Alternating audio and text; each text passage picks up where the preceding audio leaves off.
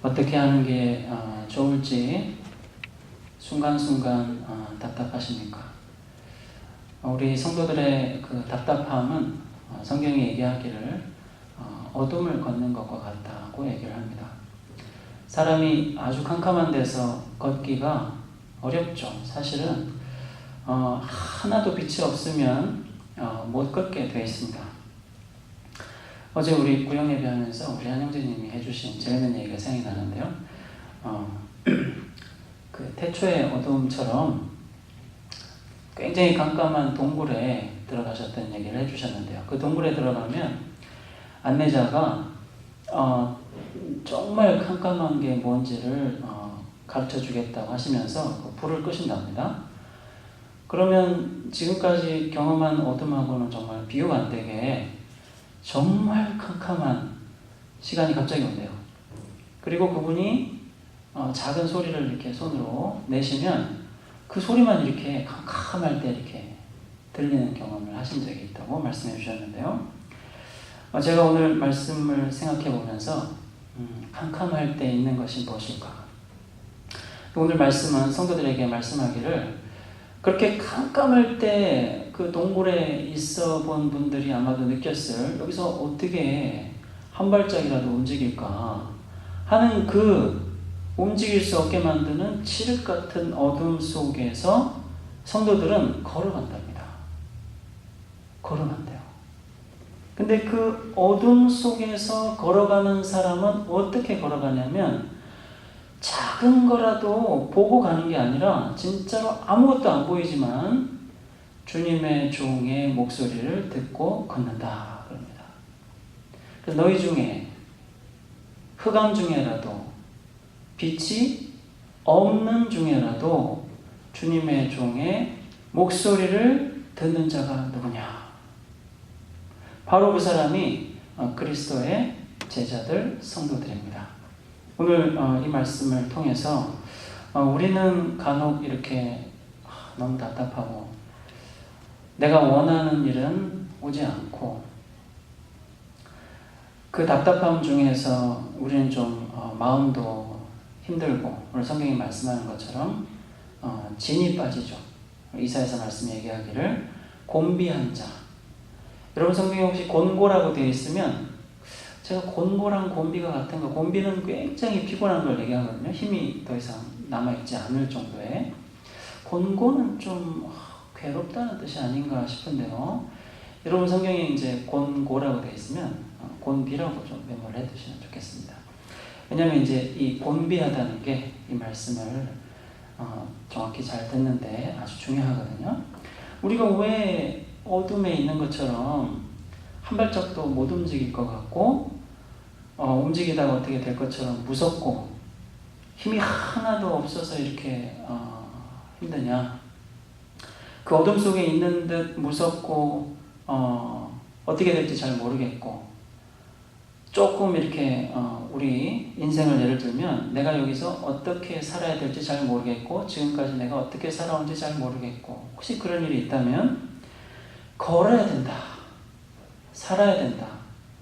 근데 그거를 어떻게 살아야 되냐면 무언가 내가 원하는 빛이 보이기를 그렇게 기다려서 그 빛을 보고 걸으려고 하면 안 되고 그 어둠 속에서 들리는 주님의 종의 목소리를 듣고 하라는 대로 하는 게 사는 거다. 걷는 거다. 그죠?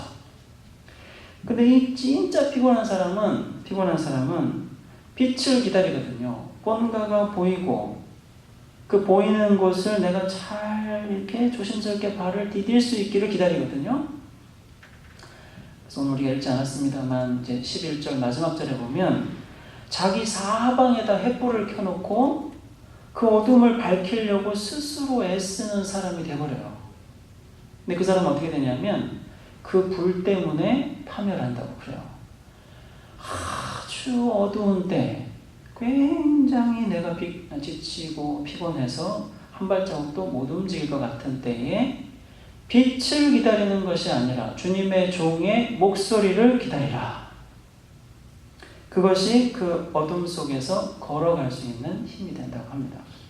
저는 오늘 이 주님의 종으로 소개되는 이사야 말씀에 그리스도를 요한복음을 통해서 같이 보면서 바로 그리스도라고 오늘 우리가 이사야 말씀을 통해서 보는 이 그리스도라고 소개되는 이 주님의 종께서 얼마나 우리에게 아무것도 보이지 않는 어둠 속에서도 걸을 수 있는 말씀을 주시는 분이신가 보고 난 다음에, 그럼 왜 그리스도는 오늘 이 말씀에 보는 것처럼 그런 힘든 고통을 받으셔야 했던가, 그리고 그 고통을 받은 그리스도께서 어떻게 우리에게 똑같은 이런 어둠 속에서 어떤 힘을 내서 살도록 그 힘을 주시는가, 그런 말씀을 드리려고 합니다. 이사야 말씀에서 53장이 주님의 종께서 당하시는 고난의 얘기가 나오는데요.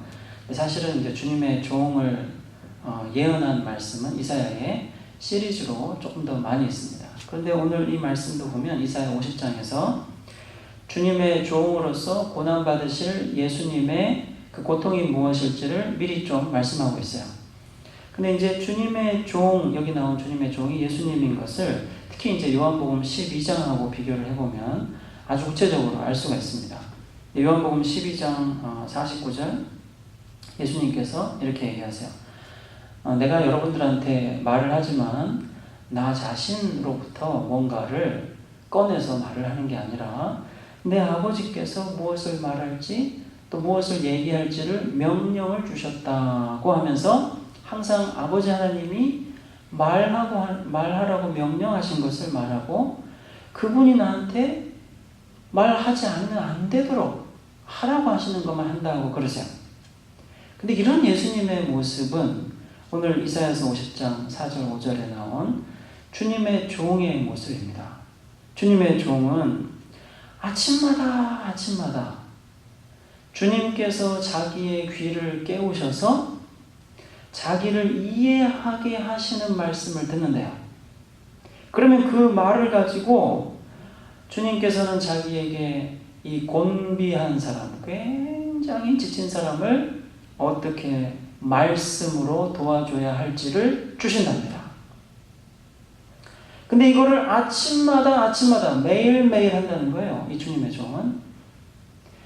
그래서 내가 매일매일 하나님의 말씀을 듣고 깨닫고 배우게 하시기 때문에 주님의 종은 여기서 그 깨달은 말씀, 하나님이 자기한테 주신 말씀을 그렇게 곤고한 사람, 한 발자국도 갈 수가 없어서 어둠 속에 무서워하고 떨고 있는 사람에게 그 말을 전해준다는 겁니다. 그러면 그 사람이 그 어둠 속에서 주님의 종의 음성을 듣고 어둡지만 걸어간다는 거예요.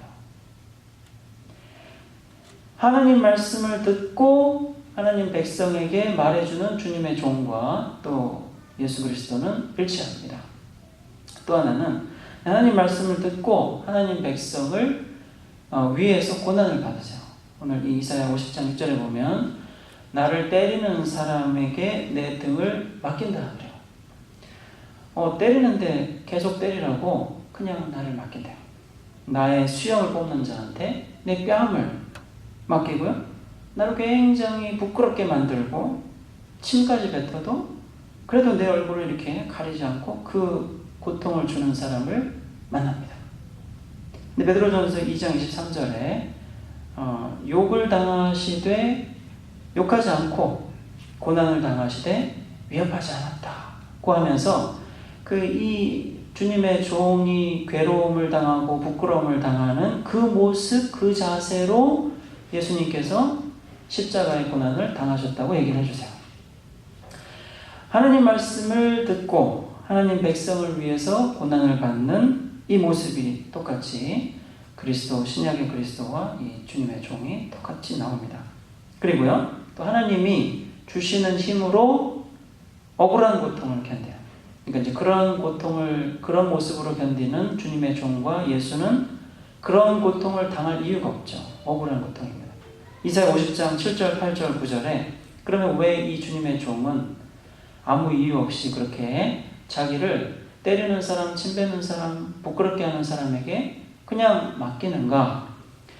주 여호와께서 나를 도우시기 때문에, 나를 의롭다고 하시는 분이 나와 가까이 계시기 때문에, 또 한 번 얘기해요. 주 여호와께서 나를 도우시기 때문에. 베드로는 또 얘기하기를 그리스도께서 왜 그렇게 부끄러움을 개의치 않으시고 고난을 받으셨느냐. 공의로 심판하시는 분에게 부탁을 했기 때문에 그렇게 하실 수 있었다고 합니다. 나를 의롭다고 하시는 분, 내가 따져보니 너를 죄인이라고 정죄하는 자들이 옳은 게 아니라, 그래서 네가 죄인인 게 아니라 네가 이렇게 매를 맞고 죄인으로 부끄러움과 수치를 당하고 죽임을 당하는 네가 내가 보기엔 옳다고 공의롭게 심판하시는 하나님, 그분을 주님의 종이 나와 같이 계시니 나는 무섭지 않다고 하면서 그 자기를 정죄하는 자, 자기에게 옳고 그런 것을 얘기하면서 논쟁하는 자, 자기를 계속 부끄럽게 하는 자와 계속 만난다 그러죠.